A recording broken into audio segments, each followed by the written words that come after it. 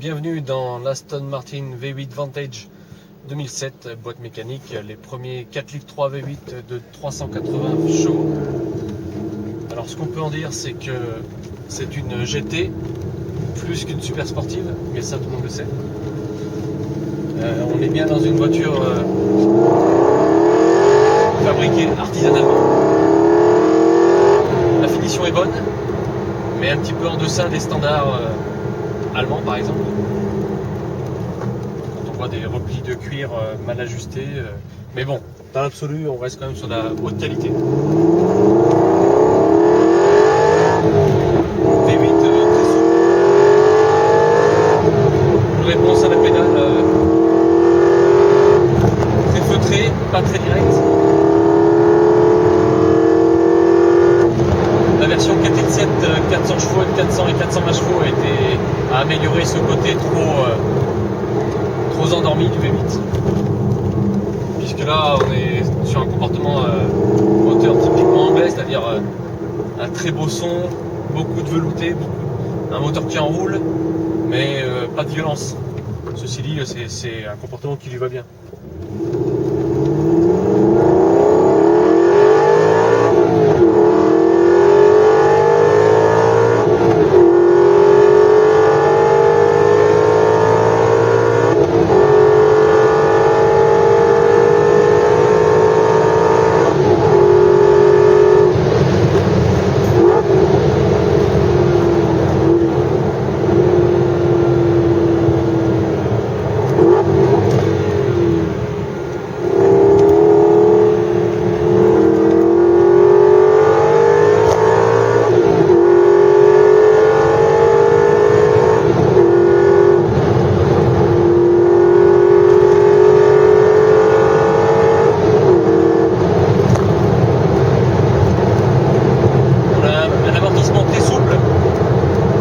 Correspond à la définition générale de la voiture, hein, c'est-à-dire qu'on n'est pas sur une planche de bois comme une 911 GT3, mais on ne joue pas dans la même catégorie non plus. C'est plutôt donc la 911 Carrera qui est visée là.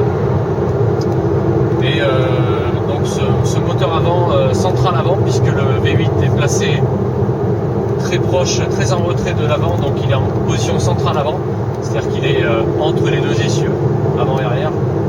Et on a un équilibre quand même qui est plutôt satisfaisant, avec, comme on a vu là, en accélération légère dans les courbes lentes, et bien on a quand même l'électronique qui coupe un peu, donc on doit avoir quelques pertes de motricité, ce qui n'est pas normal, hein. Mais disons que c'est ce genre de réglage très protecteur de l'électronique qui reste en raccord avec le comportement général de l'auto. C'est pas fait pour la course attaque pour le circuit. Alors on a une finition de tableau de bord par contre très originale, avec une sorte d'alu brossé au fond, les aiguilles antagonistes, contour et compteur qui s'inversent, donc ça c'est plutôt pas mal. Une bonne visibilité, on regarde volontiers le tachymètre digital plutôt que analogique. Voilà, donc on a une planche de bord simple qui a été bien améliorée au niveau de la finition, au niveau des millésimes suivants. Bon, une boîte plutôt bien guidée. La première vitesse un petit peu longue, et on aurait aimé avoir des rapports un petit peu moins lents, c'est-à-dire qu'il passe en deux temps, un peu comme une Corvette, mais de toute façon, c'est sur ce genre de produit, encore une fois, ça correspond. On n'est pas là sur une boîte de 911 qui passe à la volée quasiment. Et le bruit, bien sûr, magique hein, du V8. L'affeulement, comparé à l'Audi R8 qui gronde, qui a un bruit très agressif. Là, on n'est pas du tout sur un bruit agressif, on est sur un bruit, un feulement vraiment de V8 qui devient rageur par contre passer les 5000 tours et qui est très feutré en deçà.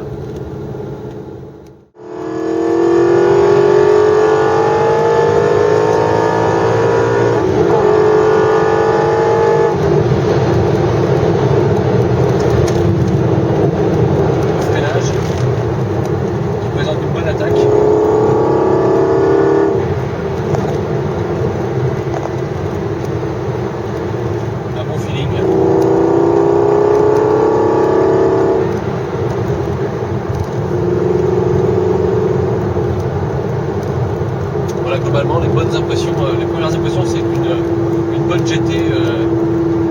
anglaises comme on les aime, c'est-à-dire